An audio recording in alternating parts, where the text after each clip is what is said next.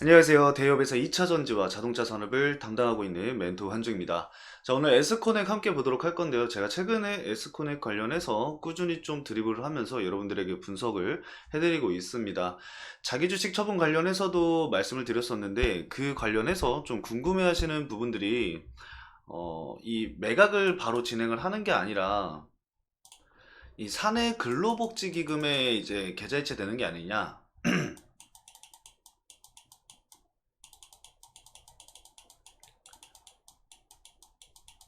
그렇게 좀 물어보신 분들이 계시는데 제가 이 부분 관련해서도 좀 말씀을 드려볼 겁니다. 그리고 제가 오늘은 아침에 IR 담당자랑 전화 통화를 한 상황이고요. 전화 통화한 걸 토대로 해서 말씀을 드릴 겁니다. 근데 사실 뭐 IR 담당자도 이 사내 근로복지기금 쪽은 잘 모른다고 하더라고요. 그래서 이 부분 어떻게 좀 봐야 될지 그 부분은 제가 또 찾아왔으니까요. 그 부분에 대해서 또 설명을 드려볼 겁니다. 그래서 영상 꼭 집중해서 시청을 해주시길 바랄게요. 우선 일봉 차트 먼저 좀 보고 말씀을 드리도록 하겠습니다. 자, 일단 에스코넥 제가 말씀드렸듯 당연하게도 악재로 받아들여지면서 주가 하락세 나오고 있습니다. 제가 매도 관련해서 말씀을 드렸었잖아요. 이게 사실상 자금이 운용되는 것 자체가 현금을 운용을 해야 되기 때문에 매도되는 게 맞습니다. 근데 그 일정 자체를 우리가 정확하게 알 수가 없어서 그래요. 이거는 저도 알 수 없는 거고 IR 담당자도 알 수 있는 게 아닙니다. 이건 제가 확인을 해봤기 때문에 이거는 사내 근로복지기금 쪽에서만 알고 있는 거여서 걔네가 어떻게 자금을 활용을 할지는 저도 그건 알 수는 없습니다. 하지만 좀 이거를 좀 명확하게 말씀을 드려보면은 우선 질문하신 것처럼 이 에스콘의 자기 주식 계좌에서 에스콘의 사내 근로복지기금 계좌로 이체되는 건 맞습니다. 주식 자체가 이체되는 건 맞지만 이 사내 근로복지기금은 여러분들 그 의결권이 없어요. 그리고 이 해당 내용을 좀 살펴보시면은 밑에 내려보시면은 그 기금 운용 방법에 대해서 나와 있거든요. 그리고 운용 방식에 대해서도 나와 있습니다. 결국에 이 사내 근로복지기금에서 이거를 사용을 하기 위해서는 자금을 운용을 해야 돼요. 이 자금을 운용을 하려면은 주식을 갖고 있는 게 아니라 현금을 보유를 하고 있어야겠죠. 이 현금을 보유하기 위해서는 이체받은 주식을 현금으로 바꿔야겠죠. 그럼 매도를 해야 돼요, 사실상.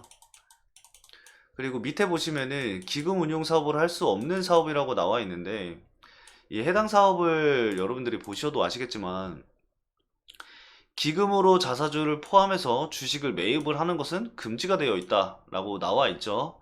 그리고 대주주가 임의로 주식을 출연하는 것은 허용이 되므로 이 경우에는 한시적으로 주식을 보유할 수 있다라고 되어 있습니다. 한시적이라는 것은 뭐 정확하게 일자는 정해져 있지 않지만 단기적인 부분이겠죠.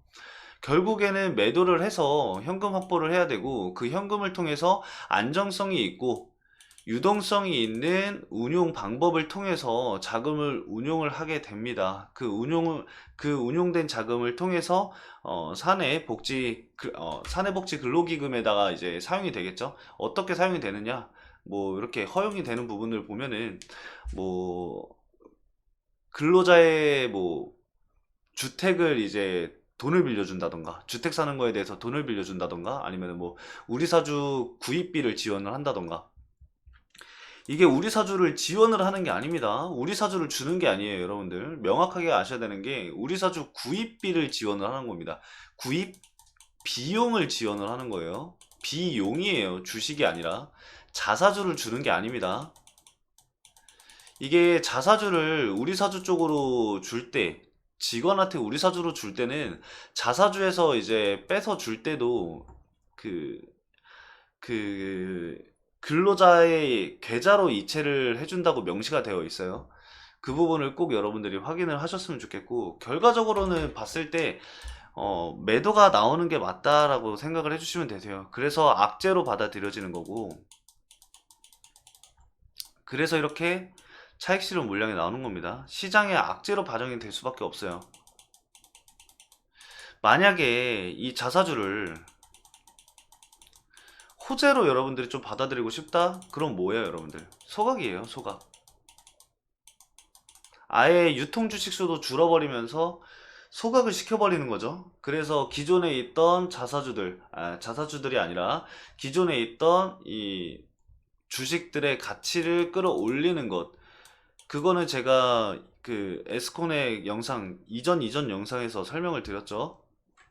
그 영상을 꼭 보셨으면 좋겠습니다. 그래서 여러분들이 좀 이해하기 힘드시겠지만 저도 이 부분에 대해서는 사실 자세히 알 수가 없어요. 이거는 뭐 이 사내 근로복지 기금에서 운영을 하는 거기 때문에 그 자금 흐름이 어떻게 되는지 IR 담당자도 모르는데 제가 그걸 어떻게 알겠습니까? IR 담당자한테 물어봤는데도 모른대요. 제가 오늘 아침에 바로 통화를 했는데 통화 내용은 그 회사 측에서 허락을 한 게 아니기 때문에 들려드릴 수는 없지만 결과적으로는 그냥 그겁니다. 이 회사 입장에서는 이 자사주 소각을 할 때,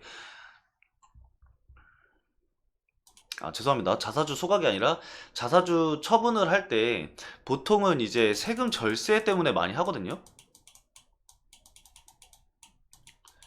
이 세금 절세 때문에 어, 이 자사주 처분을 진행을 하게 되는데 자사주 처분을 진행을 하면서 이 출연을 하기만 해도 사실상 이 비용 처리가 됩니다.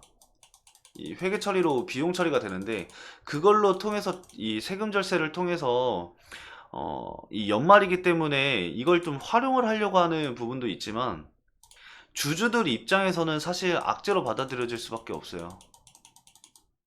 제가 말씀을 드렸지만 결국에는 그 물량들이 풀리는 거기 때문에 그리고 매도 물량이 사실 나오잖아요. 그 매도 물량이 언제 나올지는 그거는 저도 자세히 알 수는 없습니다. 하지만 그 매도 물량이 나오기 때문에 주가는 악재로 받아들여질 수밖에 없어요. 그래서 이때도 이제 악재로 받아들여지면서 매도가 이어졌고 조정이 나왔잖아요. 그리고 나서 이번에도 조정이 나오고 있는 겁니다. 그 조정이 나올 수 있는 가격대까지 제가 다 어제 말씀을 드렸어요. 어, 100원 단위로 지금은 끊어서 보시면 될 것 같습니다. 뭐 물론 1,400원 구간은 사실상 지지 구간으로 보기는 어렵고요.